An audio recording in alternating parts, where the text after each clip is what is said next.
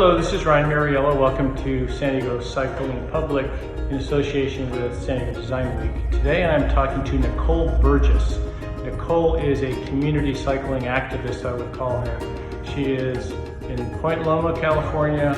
She is a mother of several young children and has taken cycling under her wing and has been very effective in helping and building community awareness and infrastructure to support cycling. Her name is Nicole Burgess, and I caught up with her in Point Loma to talk about cycling, what drives her to do what she does, and what the potential is for cycling in San Diego. So, hi Nicole. Hi, So Ron. I just wanted to start out by giving people a rough idea of who Nicole Burgess is, where you live, and your involvement, particularly how did you ever get involved with the bicycle?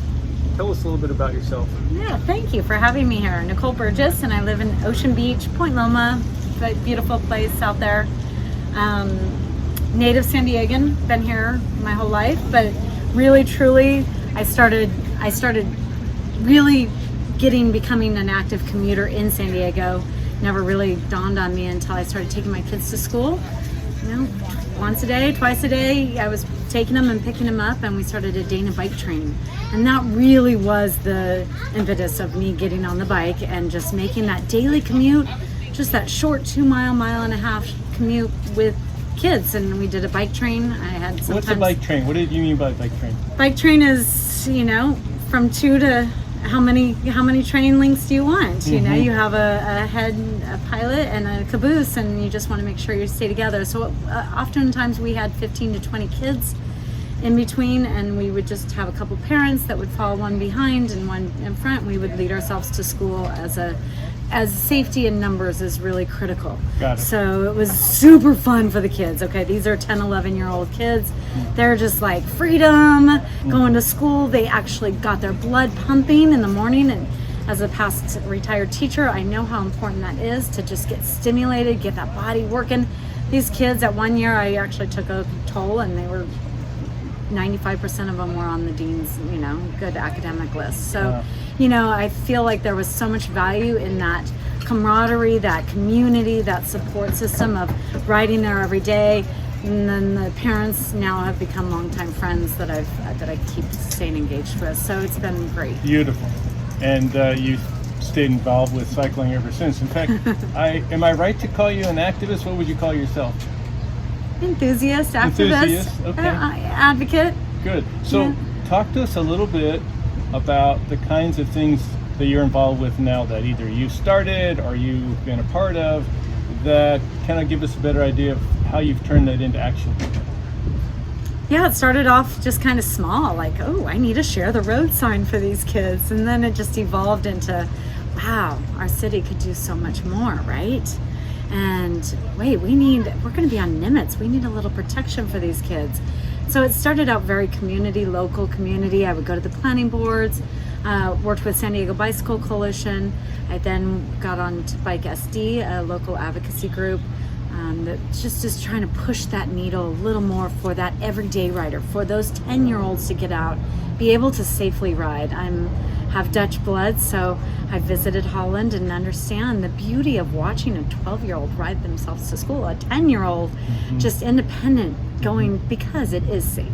Yeah, and it can actually change a life and allow them to think, wow, I can do a lot more than this. I have independence. Yeah, independence, freedom, especially before 16, when those kids are ripe for that, it's like, so, I've worked at the city level, City of San Diego, and then SANDAG, they're both, and Caltrans, they're all something that we have to bring all those agencies together to really collaboratively work with our politicians, our leaders, and then even the local residents, your neighbors, and really influence them to say, why is this important? What are the kinds of things you like to see happening that you go, wow, I'm glad I'm doing this? What 2 or 3 things that you see? Some of the wonderful, great things is doing the resurfacing projects on the, as the mayor has allocated so many miles to get resurfaced, we now are looking at these streets and saying, hey, why don't we allocate more space to bikes? and cyclists. And that has been great over the last couple of years, as we've really revamped up our resurfacing efforts. But it truly comes as we need to go bigger, because our highway interchanges, our freeway interchanges, those are just inevitable, and you have to cross those barriers. And you can have green paint up to the most dangerous intersection, but it doesn't help you get across that intersection. Right. So really it's about pushing that line, and to me and all of you out there, it's about getting engaged with city locally in your community groups. SANDAG is the big conversation piece where, we got to take active transportation to the next level. We need to make that in my opinion, it is as valuable as transit. Tell me what you call active transportation. Is that your term, or is that a known term? No, that is active transportation is a known term, and active transportation is primarily bicyclists, but we have a whole world of future that now is coming out in front of us. We have scooters, shared bikes, shared mobility devices. There's going to be shared cars, and so what do those futuristic cars look like? What does mobility look like? To me, it is human powered. When you get your body moving, even if it has electric assist, I'm a big fan of electric bikes, don't get me wrong, but it is about that body and enjoying our beautiful city. Fantastic. Nicole, part of what we're doing with this series of interviews is trying to decode a little bit the potential of the bike to help build community. And that community could be within the family, on your street, in your neighborhood, or with the city at large, or the region.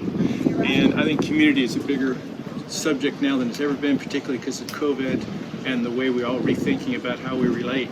So maybe the general question is, what is the potential, and what have you found in your life the bike has meant to the community that you call your own, and how's that worked? How could other people think about the bike as a community builder? Well, the bike gives you in my opinion, is a great way to travel through a community and really learn about your city. So walking, you only can get so far. Eventually, sometimes you'll probably have to get a different mode to get really the distances. And so when you bike, you smell, you interact, you wave, you say hi, you are engaged with the community. I'm engaged with from the people that unfortunately have to live on the streets to the people that are driving very expensive, fast cars. And so the community that I try to interact with is always positive and always, kindness, because we all have to be in this together. And so the bike really is a tool for bringing that community together on a local level and really realizing that you don't have to go far for your basic needs. And I think during COVID, we've realized, we have our basic needs right in our community, and hopefully you live in a community that you love and that you can be in and that you are happy to be in.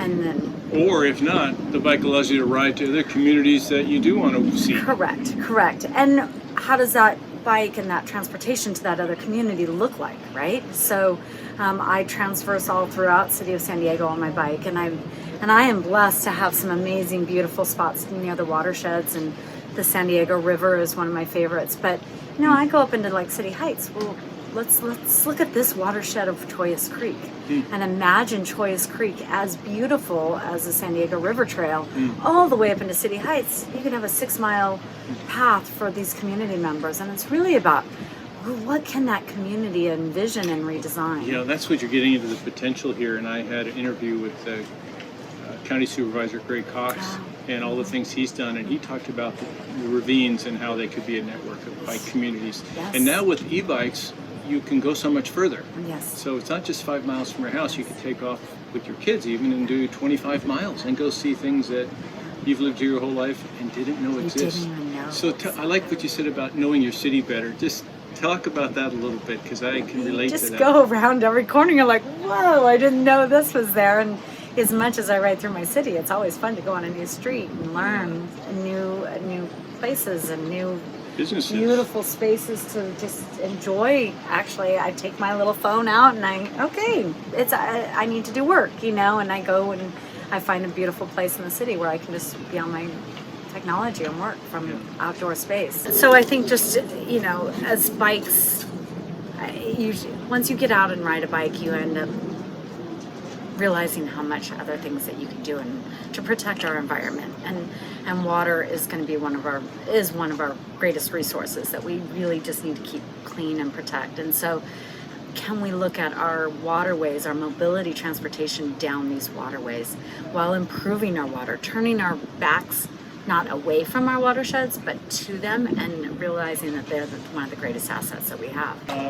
What kinds of things, you're really involved, what other things, either small or large, do you think the general citizenship of this region could do if they wanted to grow cycling, get more involved, be a positive influence in the bike as community building? Yeah, great question, because I think just getting out on your bike is one of my favorite things. So I encourage everyone to just get out and enjoy your city and your community, seeing a different perspective, being open to the people that are riding the bike, and that you have to share the road with them, and that they're actually going to a place that they need, an essential place. They're going to the grocery store, they're going to work, they're going somewhere. They're not always out there just taking a recreational Yeah, isn't ride. it interesting that how much propriety the automobile takes because it's a big hunk of metal that's safe, when you stop and realize, wait a minute, I'm using less of the road, I'm paying taxes as well, and I have as much of right, but you have to really be confident to hold that position on the road.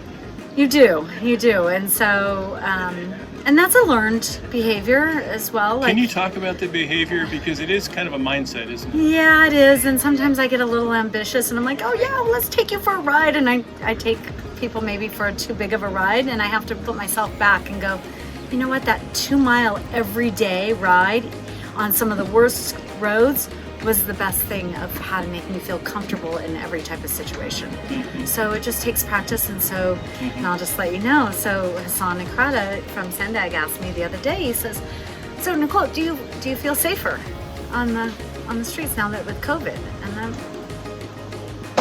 maybe you want to answer that question. It's like, do you really feel safer? Yeah, there's less cars, so it is more pleasant. But because there's less cars, those cars are actually able to go faster because they have the street to themselves. So these cars are actually almost a little more dangerous. And you can't really talk about safety if you have to be on a street with a 45-mile-an-hour car. There is no safety differential. The only thing that's going to make you safer is a protected facility. And that's really what it is about, is creating safe facilities so we don't have to interact with these cars going 50 miles per hour. I actually just recently visited Holland, and I understand why Copenhagen is actually moving ahead of them. But it is the separated facilities. It is the culture of them really believing that that is a better way to move, better way to design a city, a more efficient use of space.